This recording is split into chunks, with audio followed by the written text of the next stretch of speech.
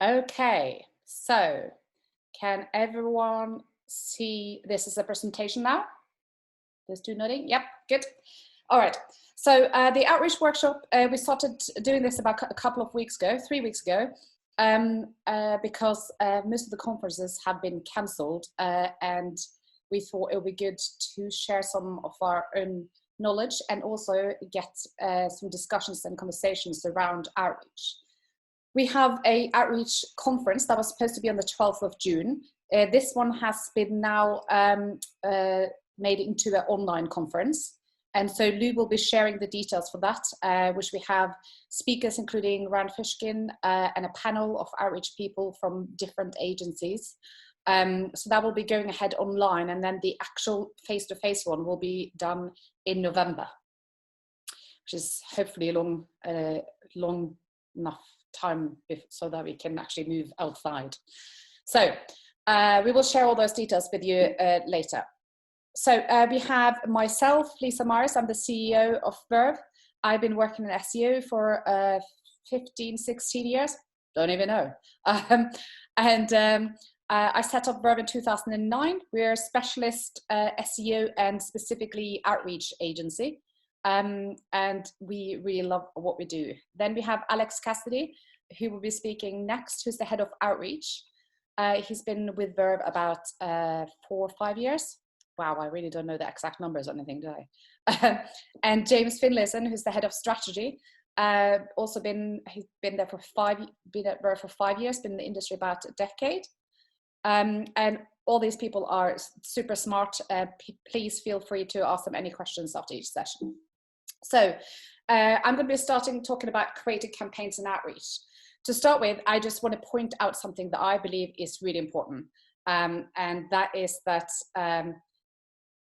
creative campaigns and outreach is not the same as digital PR. I know we kind of use this a lot together, and a lot of people doing SEO say that we're doing digital PR, or they just call it PR. I do not think that this is the same, mainly because the objectives are different. And the objectives being different then changes what it is. So for creative campaigns and outreach, the links is the most important thing. While in PR, the main objective is to promote and create awareness for brand and products.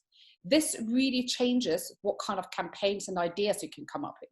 If your campaign was supposed to be a PR campaign, it's quite often that you have to try to promote the brand and product, which limits the amount of coverage you will get for it, because it will seem more like advertising and PR. While with SEO, the main objective is to generate authority links that will in turn increase your rankings in the organic results. Now, this is a very different story, because when the links becomes the main objective, you're not trying to sell the product. That means that the creative ideas that you come up with do obviously need to have a correlation to the actual sites that you are working with, but they do not need to be the product itself. So the biggest mistake that still happens in SEO is that we try to make campaigns also work for other channels. Now, this is where it gets really complicated. So even if brands realize that PR and SEO campaigns aren't the same, if brands want SEO to also work as a PR campaigns, you are again limiting the ability for getting the most out of it.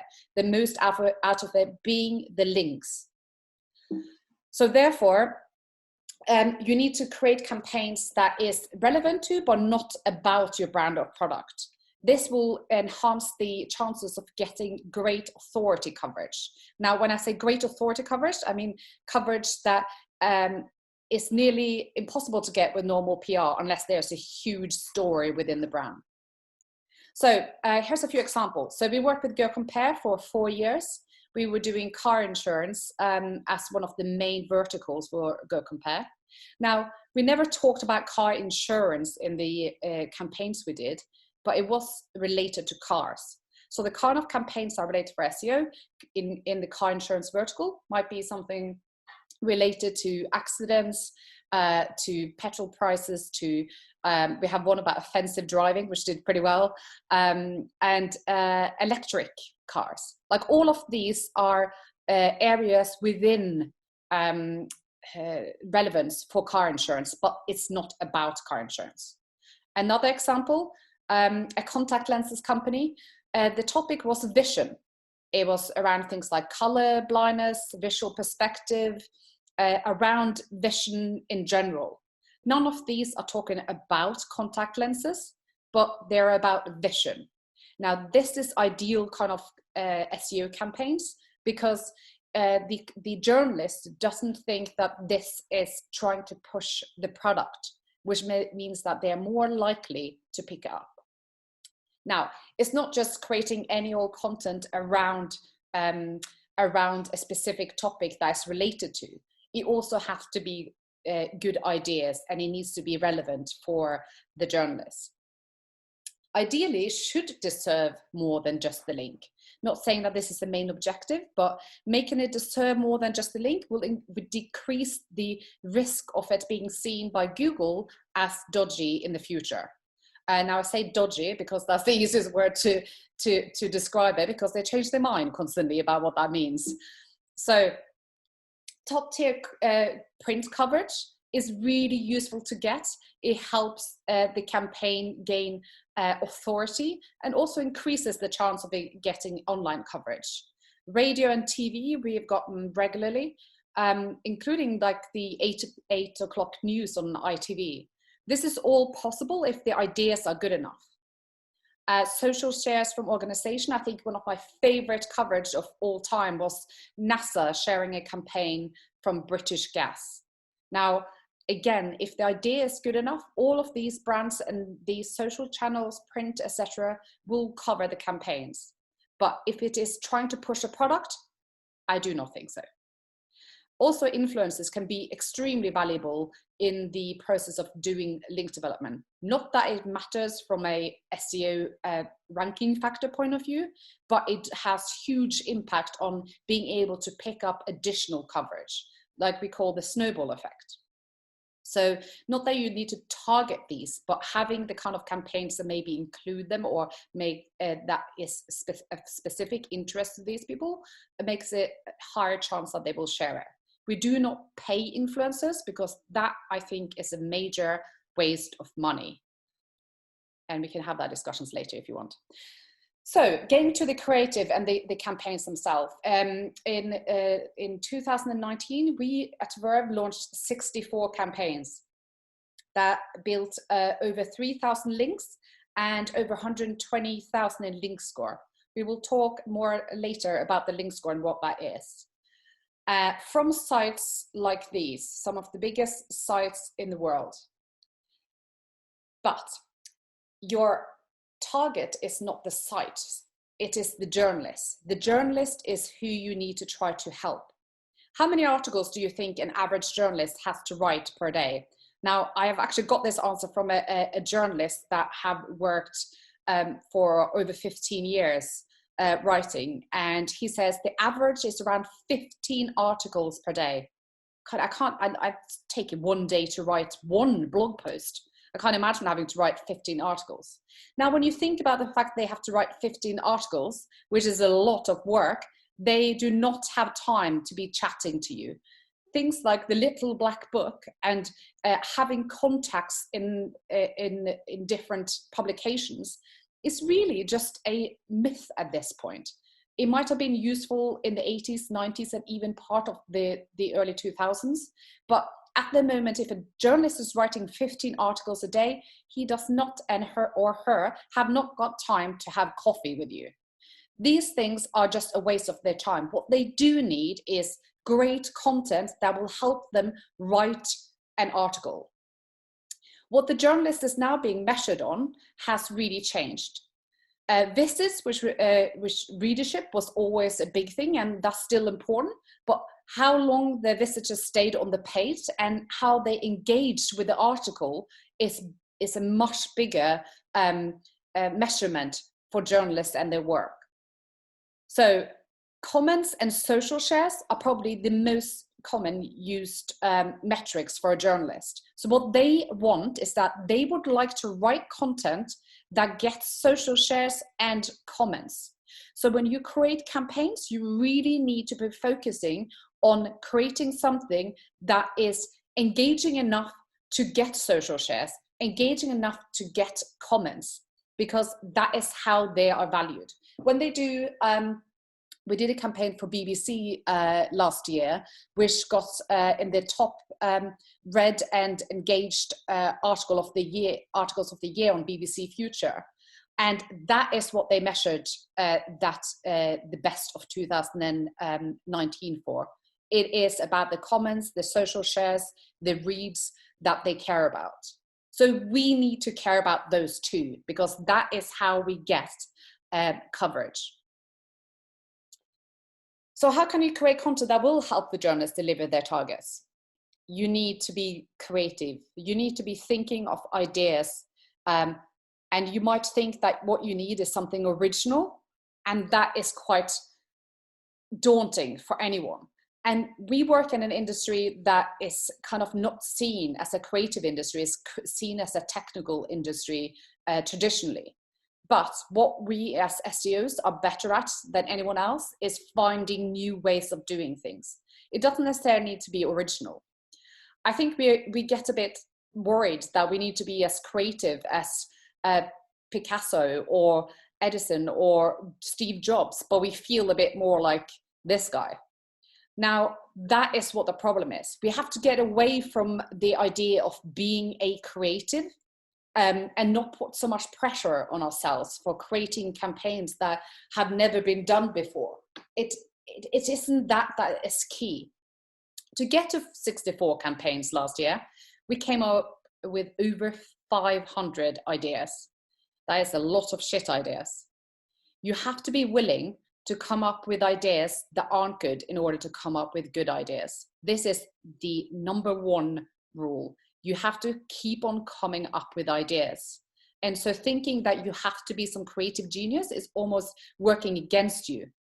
Just stop trying to categorize yourself as something that has already existed. We are a new breed of marketers, and we can make up rules as we go. We do not need to be like the past. So you have to be willing to come up with the shit ideas to come up with the good ideas. And that is all about being brave. And being brave is not about not being scared or not being worried that you're not good enough and that you haven't got good enough ideas. It's about having all those worries and doing it anyway. Keep on coming up with ideas. Keep on ideating. So I'm going to teach you a bit of a success metric that can help you judge your own ideas, because I think this is one of the difficult things. As people, we have an innate kind of feeling of wanting to please each other. And so when we do ideation, we tend to sometimes come into either being too critical or being too much like wanting to agree with everyone else. And so this could sometimes stop your ideas becoming better. So this metric is from a book that we'll be sharing at the end, and it spells out a success. So number one, does the campaign add to the web? Does it make the web better or worse? If it makes it worse, don't do it. There's so much crap on the internet. And this is one of the biggest problems from when SEOs got into content marketing, or when content marketing became a thing. It was like everyone was doing it, 90% of it was shit. We need to make things that are better. So that is number one. The next one is S for simple. Would a child understand the campaign? Is it easy to absorb and figure out what it is? Is it unexpected? Is the campaign surprising? This could be a very, very important one, and also great for getting comments and stuff for journalists. Is it concrete? So concrete means, does it relate or compare? Does it describe something tangible?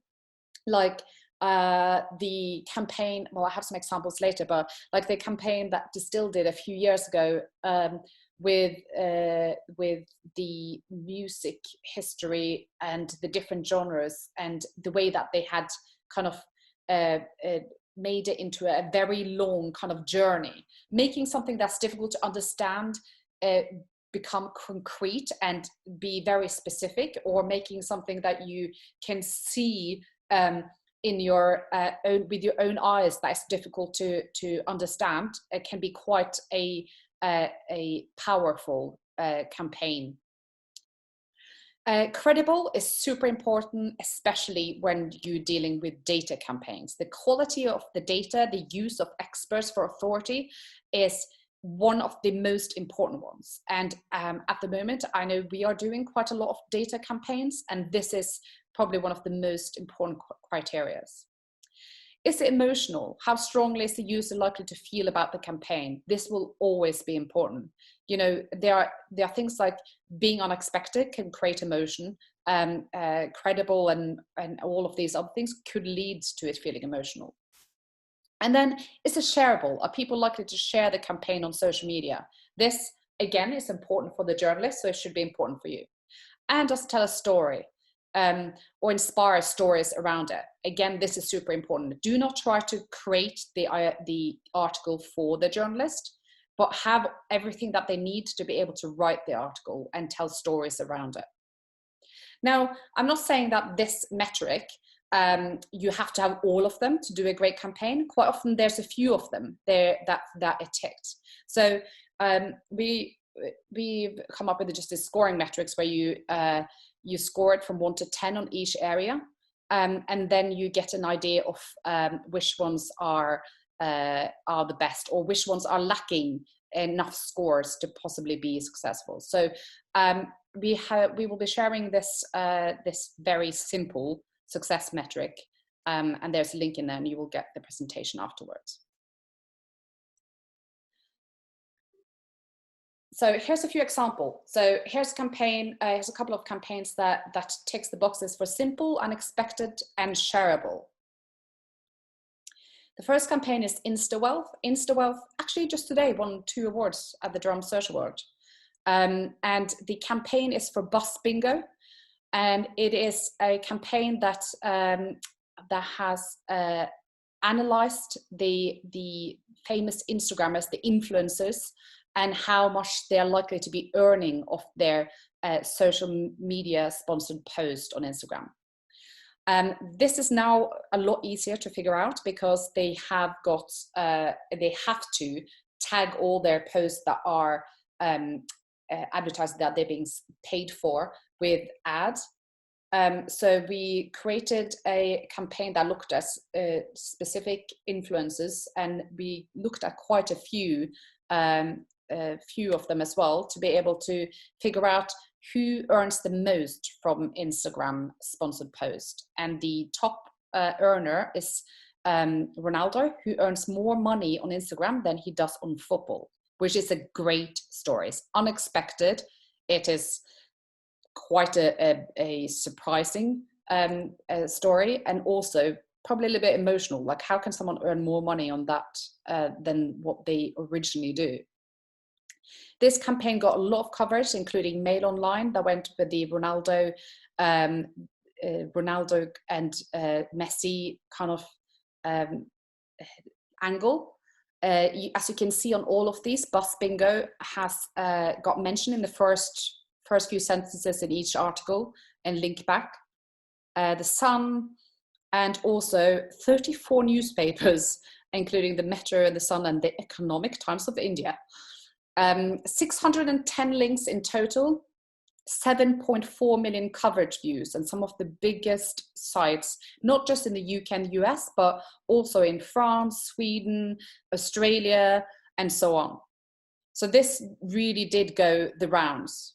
And again, it's not original. There are lots of kind of smaller campaigns looking at Instagram and sponsored posts and so on. But this was really surprising. It was easy to understand, and it got loads of coverage.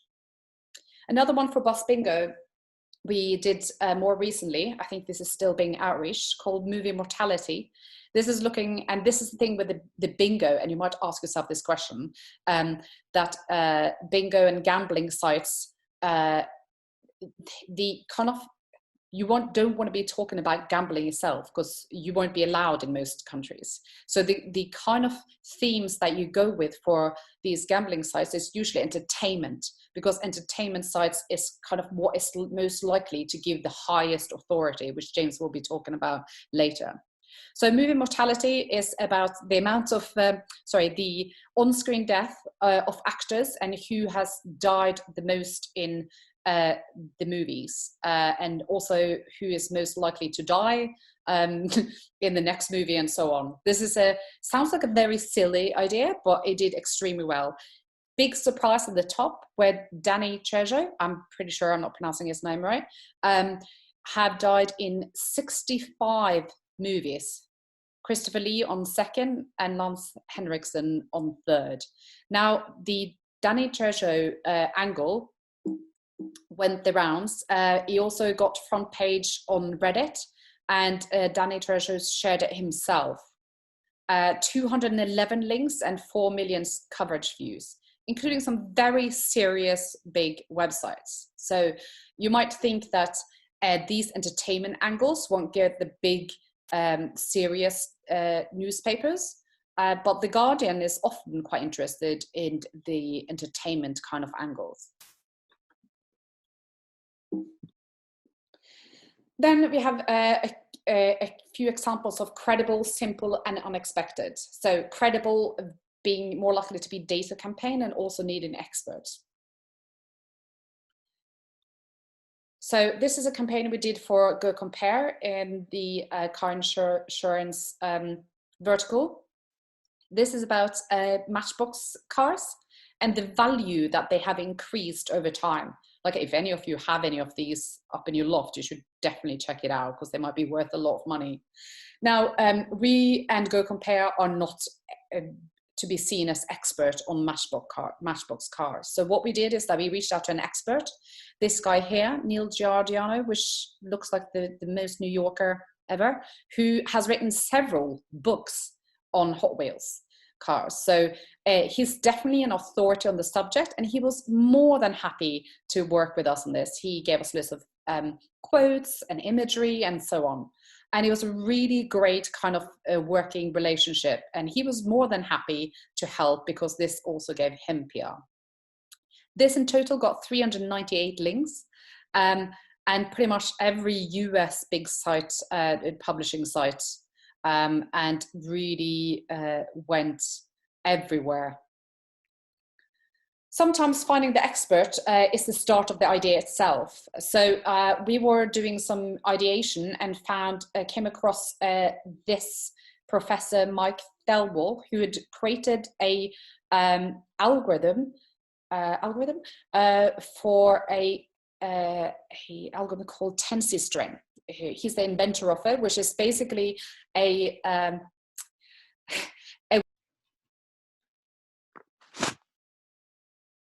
Sorry, everyone. We're just going to sort out the audio issue that we're having.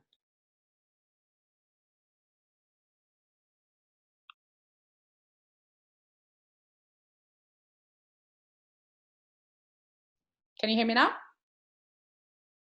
Yes, we can. Thanks, Lisa. Okay. All right. Can you see the?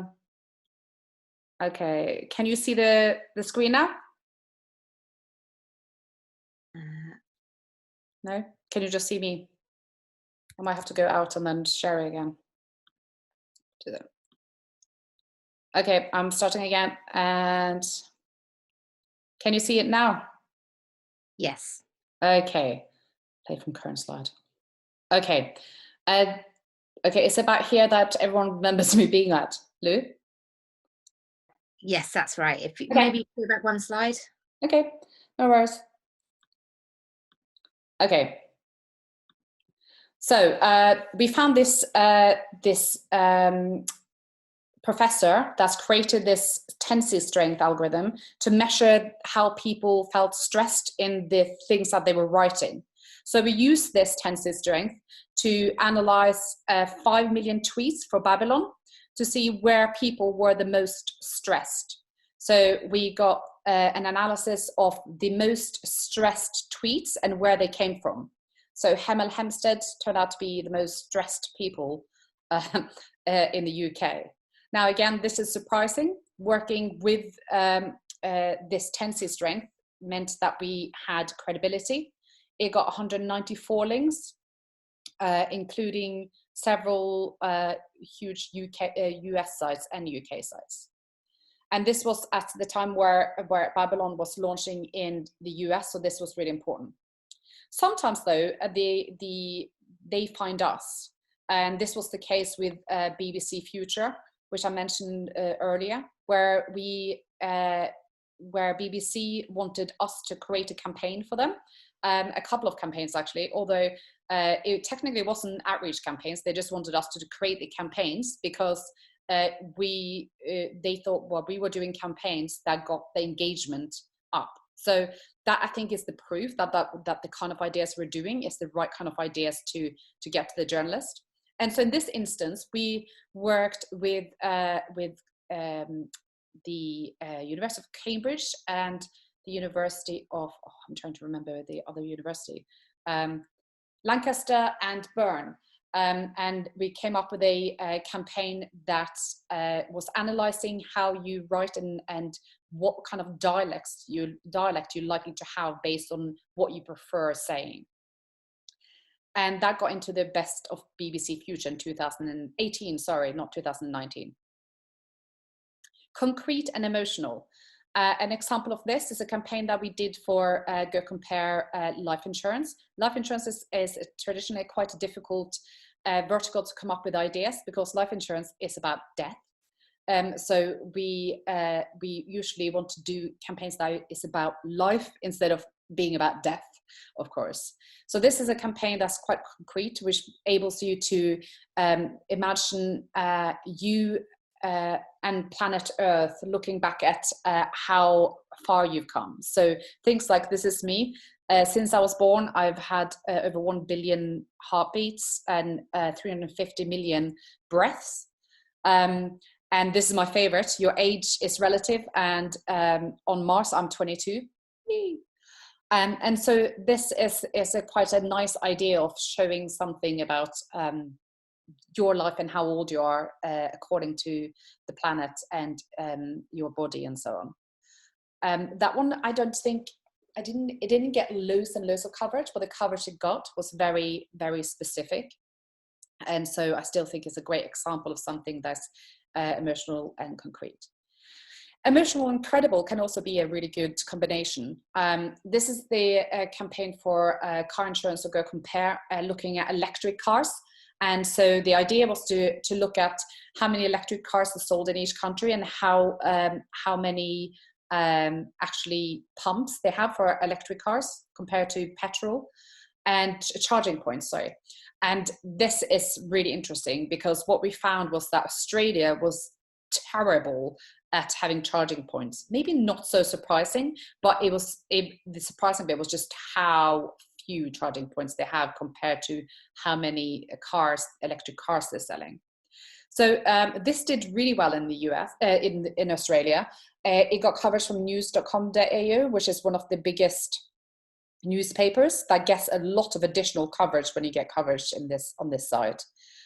This then was covered on cde.net, where we realized that they had used the report from Go Compare to talk about the issue in the Australian Senate, which I think proves just how emotional it was, because the fact that they were so bad made them take this to somewhere like the Senate, which there's no way we could have predicted that, but that was a very, very cool side effect.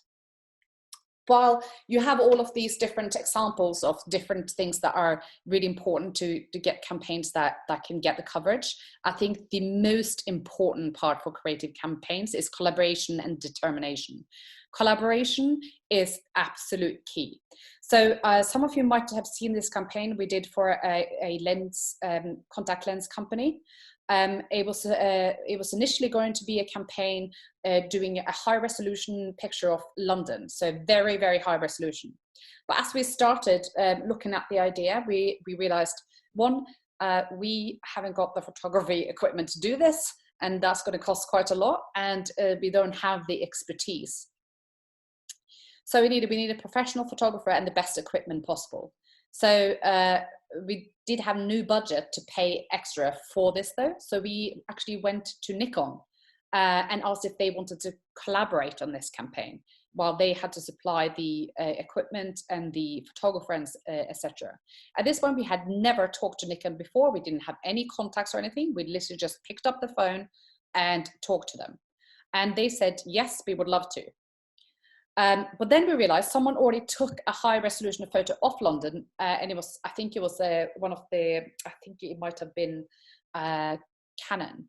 And it wasn't at that point possible to do one that was even higher resolution in the kind of time we had, and also with the equipment.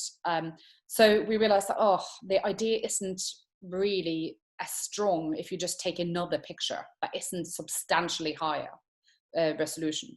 So we then had to pivot, and we then decided to do a slight different take on it. Instead of it just being a high resolution image, we also wanted to do a 24-hour time lapse. So it became a time lapse and a gigapixel photo, which we called a gigalapse, which is not a word, but people still use it. So you think that now we got everything we need. We've pivoted the idea, we got the people to collaborate, but no, where are we going to take the picture from? You think that would be the easiest thing, but no. These three buildings, Oxford Tower, Heron Tower, and the Gherkin, were both at one point agreeing for us to take a picture on top. Oxford Tower is not really tall enough. And Heron and the Gherkin being the kind of best alternative we wanted, it all fell through. So over the space of 3 months, the idea that we had that was really strong and Nikon was on board, etc., just kept on falling through. So 6 months later, and still keeping Nikon involved and telling people to stay with it, we had to reorganize the order of the campaigns we were doing, because we really thought this was worth doing. We then managed to make an agreement with Canary Wharf to take the pictures on top of the building with the triangle. And that was actually 6 months later. And the results were really awesome. I think the Canary Wharf was probably the best option in the end. And it looks really cool. And it's got really serious high resolution as well. You can see the clock tower really, really far in the distance and what time it is. This got 159 links and over 10,000 in link score and 1.7 million views. CNN covered this, and I think this is one of the first time we got coverage from CNN. But not only did they cover and have follow links, but they covered it twice and put on all their social channels and within their app. So doing collaborations and not giving up, I think, is the absolute key for doing creative campaigns, because most people would have given up. And there's this sort of kind of thinking with this, that this is because, you know, we would have had to give up because we can't afford to wait and so on. You have to make it work. If an idea is good, you keep on going. You think of other ideas to go beforehand and then keep it in the background. I think this is kind of what has set us apart, is not giving up if the idea is really good.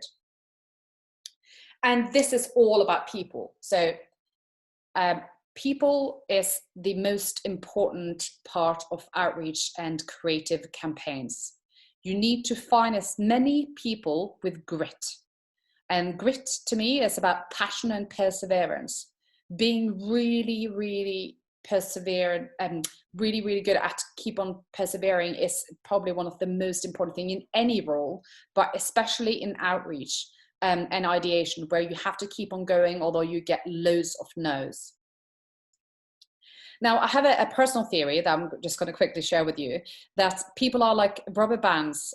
When you buy a rubber band, it's really tight, and as you stretch it over time, it becomes bigger and bigger. People are like that with experiences. And if people haven't been through a lot and haven't gone through a lot of things, their band might be quite tight. And so stretching their view and stretching what they are able to do can be really painful. So I think it's really important to get people that have the ability to stretch already.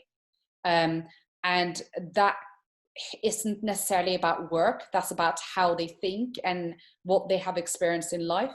It could also be possible that they've stretched themselves and that they've decided to do something and been able to achieve it. But most of all is really about those people that won't give up because they've had much harder times and know that they can get through things. So the ideation part itself.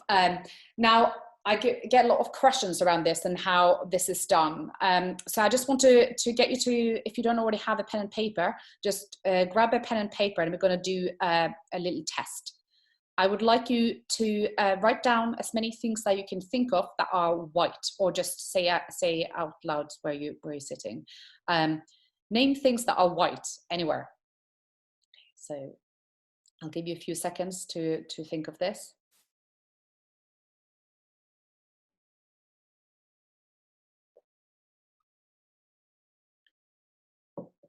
Okay, now stop. Now I would like you to name things that are white that is in the fridge. I give you a few seconds again.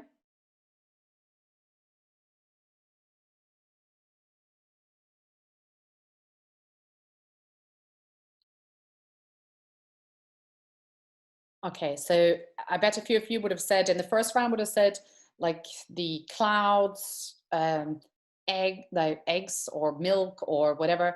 And then when you got to the fridge part, you would have probably said like cheese, milk. But what is really interesting with this is that I bet you would have been able to come up with just as many things that are white in the fridge in the same time as you were able to think of things that are white in the entire world. The point here is that making things specific actually helps be more, get to the creativity and come up with ideas. So all these kind of things that we tell ourselves is that, oh, I work in B2B, or my product is boring, or all these things are not really true. Those are just excuses. It isn't harder to come up with ideas in a industry that is traditionally boring or anything like that.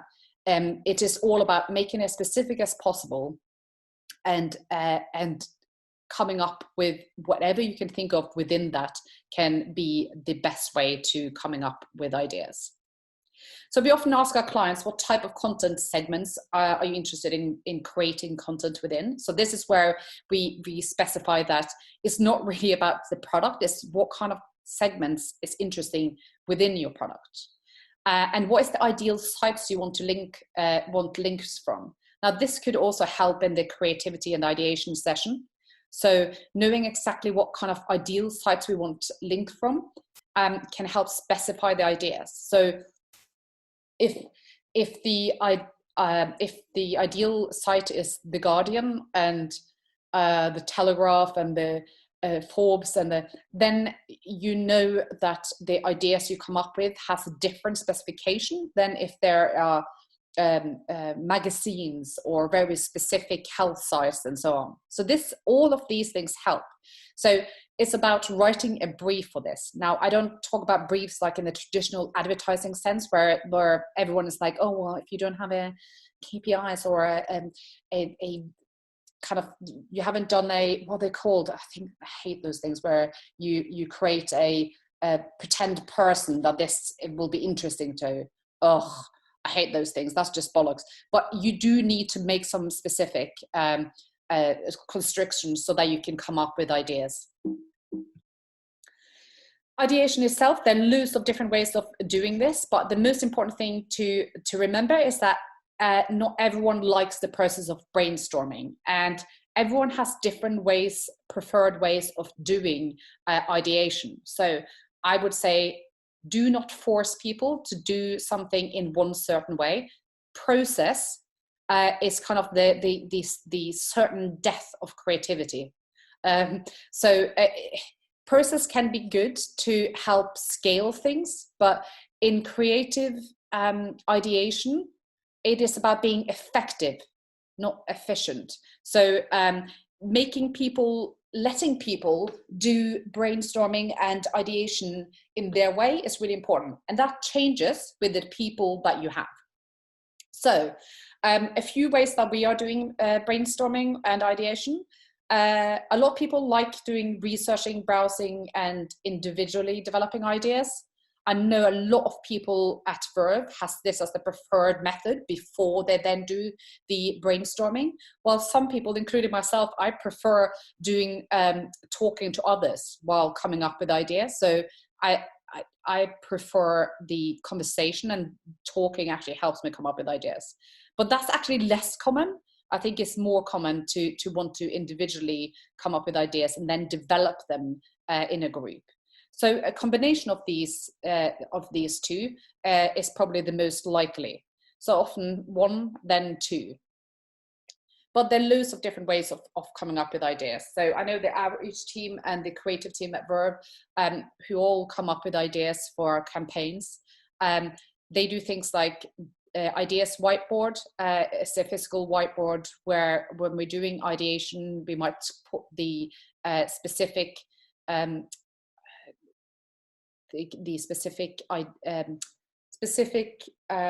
content kind of silos that we want to come up with ideas, and then you start doing like a map of things that shoots out from it, which ties in with the mind maps.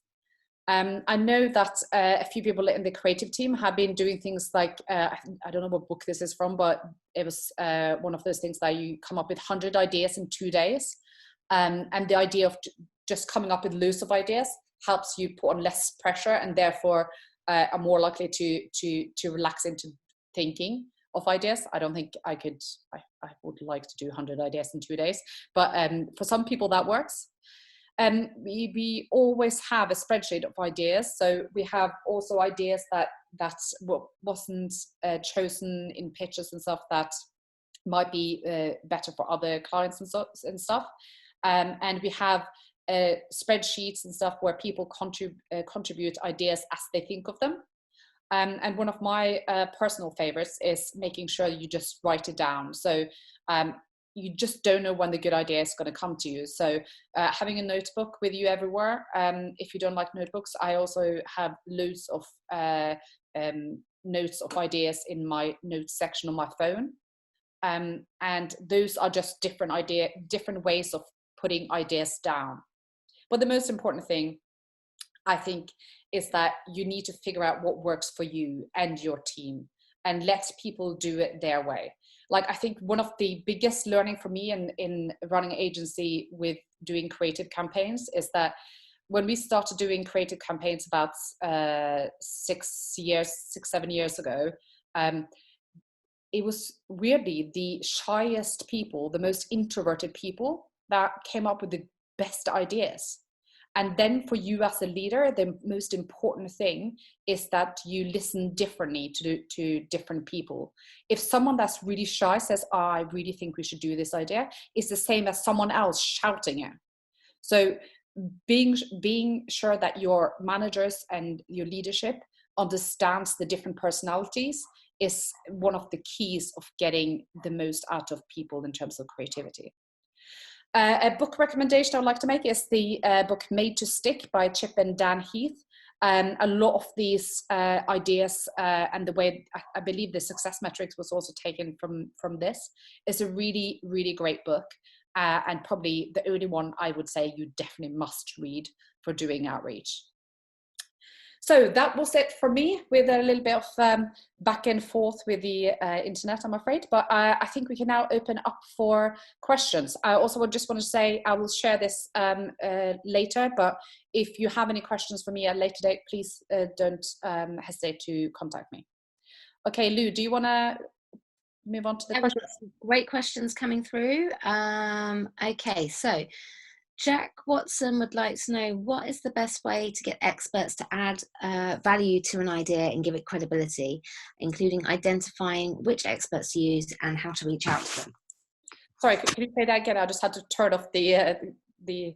Can you repeat it? So he wants to know, what's the best way to get experts to add value to the idea and to give it credibility, and how do you go about identifying which experts to use and how do we reach out to them? Okay, so I'll answer it backwards.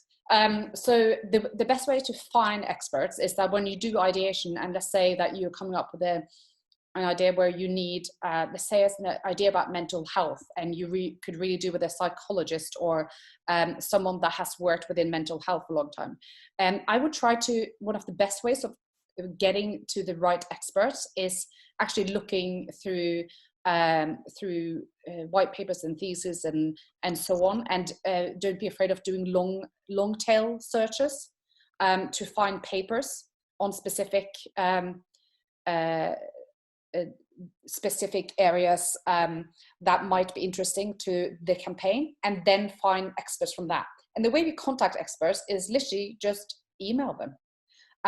Making sure that, and Alex will be talking about this next, but making sure that you say exactly what it is that you need and what they could get out of it, and say that you would love to collaborate on this, and for which client it is, and so on. Depends on the campaign how we use the experts. So if it is a campaign about mental health and we've done all the data and stuff ourselves, then we would ask the psychologist or whoever to comment, to create quotes. It might be that we want to work with the university and the teams. So we've worked with Cambridge and Oxford. We're doing a campaign at the moment with Harvard. And so it's, I think the most untapped resource for creativity are the academics, because they are so willing to help and they really need to get their content out. Is that okay? Yeah, okay, let me just go to the next question. Right, Beth would like to know, where you mentioned that paying celebs and influencers is a waste of money, are there any cases where you would do this? For example, we've seen success where we've had a partner or paid a celeb to front a campaign, and it's turned, in turn, they've been available for interviews, or they act as the expert. So any cases where you would let it go? Yeah, if you're paying the influencer just a couple of grand, then sure.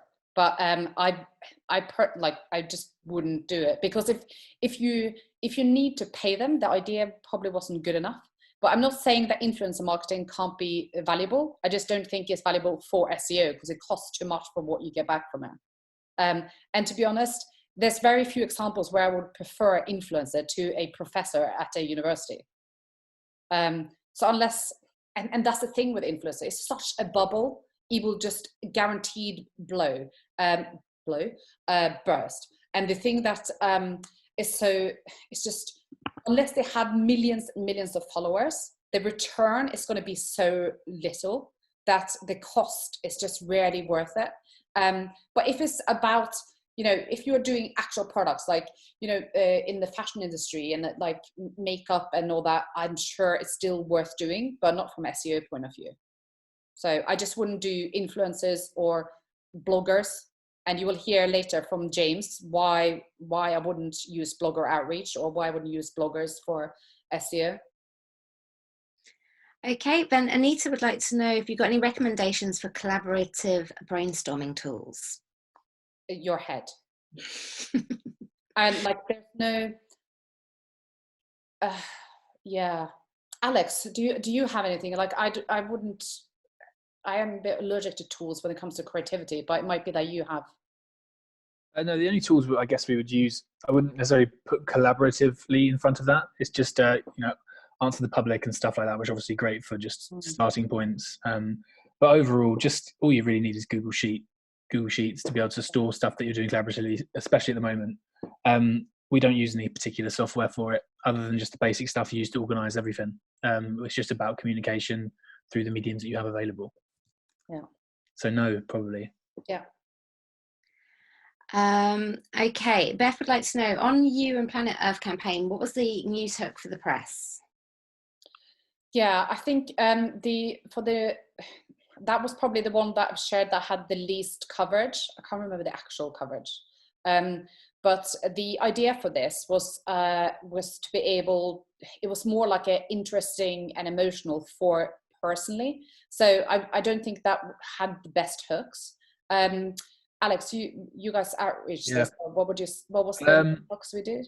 I remember one hook that we used for that one that got some traction was for like new mothers, to be able to show how many what's happened since your baby's been born, which can work obviously up to like 18 months, I guess, before it just sort of becomes, I guess, just, I don't know, I'm not a mother, so I don't know why I started that sentence, but yeah, as in, it's just it was a good hook that we went to certain like places, lifestyle places, saying this is what's happened since your baby's been born. That was one that we used. And then I think we just went out with general nature angles because of that, and a few space ones too, because there were some space stories. So yeah, they were some of the angles I can remember off the top of my head. Lovely. We've got a great question from Anita. Tips for getting budget for campaigns signed off would be very helpful. Okay, so is this from a client side or from an agency to a client? I can answer both. Okay, so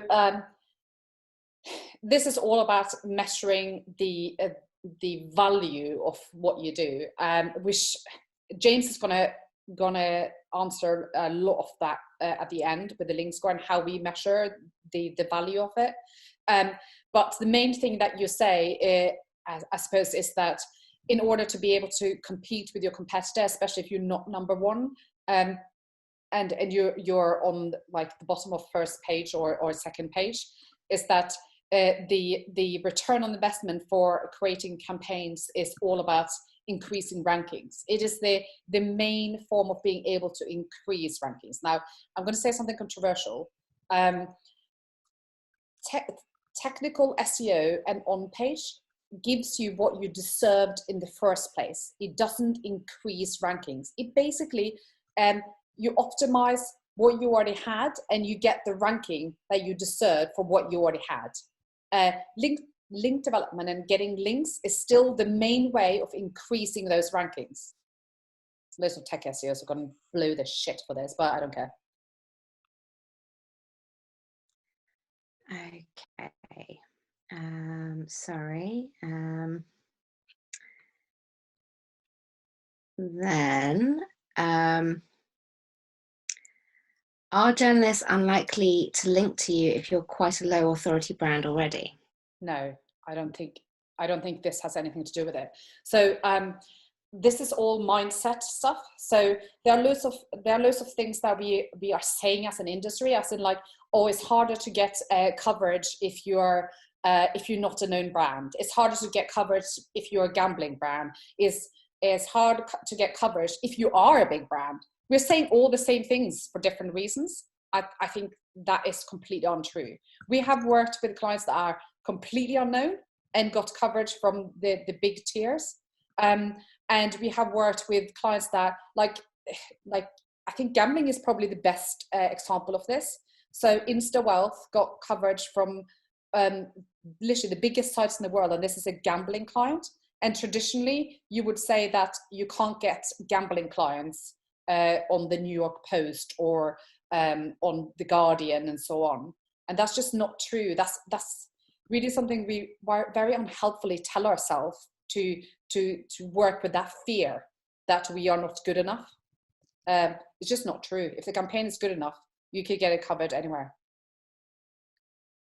Okay, what steps do you take if a campaign has launched and is struggling? How do you turn it around? Yes, so this does happen most of the time. So we run the agency based on measuring of the link score. So all our clients have a target of the link score. The campaigns are basically like assets. So if a campaign doesn't work, we either try to go back. If it's a data campaign, we try to look back at the data and if there's any other ideas that comes from that same source. Or in some very rare, but still some scenarios, a campaign just isn't working. And then we go back to the drawing board and try to come up with something new fast. So Alex and his team are just amazing at coming up with things, but if things doesn't work, of coming up with smaller campaigns that can work faster to be able to get back. It's quite rare. It's probably in the last of those 65 campaigns last year, I think it was probably like 4, 5 maybe that really didn't get much. Sometimes though, it's the space of, it's the time. So moving mortality, that was originally kind of launched in December, but there was a lot of stuff happening in December. I didn't get any coverage in December. And I think this is right, Alex. And then January didn't really get much, and suddenly it just went off the scale. So it's a lot also about not giving up on the outreach. So we try to come up with smaller ideas and then maybe leave it longer if we think the idea is really good and it's just the timing that isn't hitting right. But on some occasion, we just come up with new ideas. Lovely. And then I think we'll probably have to make this our last question for now. And then if we've got time at the very end, we'll come back to some more questions. But Naomi was wondering, when it comes to data stories, do you research what data is available before you come up with the ideas, or do you come up with the ideas and then see what data is available? It could be either. Sometimes we see a data source and think, oh, we could do something about it. Like we're working on a campaign at the moment. I'm not going to tell you where, but where we came across the resource first, and now we're doing ideation based off that. But most of the time, I think it's fair to say that we have an idea and then we find the source. And there's loads of fantastic data sources out there, and I think we'll share a few with you later. But that's probably, would you say that's right, Alex, that most of the scenarios are idea then finding the resource? Yeah, the most important thing is that you ensure that you have a data source before you pitch anything anywhere. Because we have learned that the hard way. Yeah, so as long as you make sure that once you qualify an idea with data that's available, and also that it's not too expensive. We've had it before where we thought from first look data was available. Once you actually look into it, the API costs 10 grand to use any of it or something like that. So essentially the data is unavailable in that instance. So as long as the data is there and can be retrieved, then go ahead. But that's the only thing that you'd have to qualify. Yeah.